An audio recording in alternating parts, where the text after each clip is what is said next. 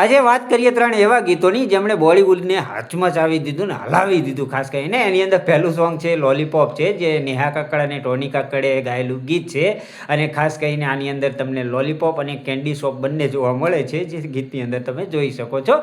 લોકોએ કહ્યું કે લિરિક અને ડાન્સ છે ને બંને છે ને બહુ જ વલ્ગર છે અને ક્રીન છે. સાથે સાથે કે પોપની કોપી કરવાનો પણ આરોપ છે.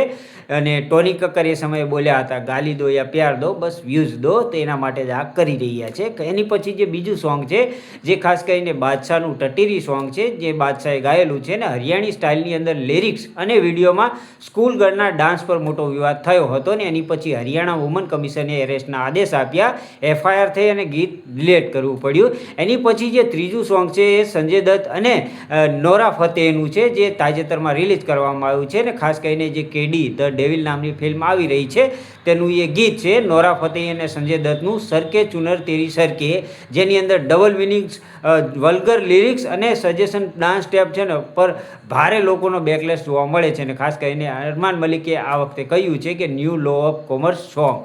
ખાસ કરીને આના વિશે આપનું શું કહેવું છે કમેન્ટની અંદર કહેતા જજો. બાકી લોકો તો કહી જ રહ્યા છે કે આટલું નીચું અને આટલી નીચ હરકત કેમ કરી હશે આ લોકોએ, એ હવે તમે કહી શકશો. બાકી વિડીયો પસંદ આવ્યો હોય તો લાઈક અને ચેનલને સબસ્ક્રાઈબ કરવાનું ભૂલતા નહીં.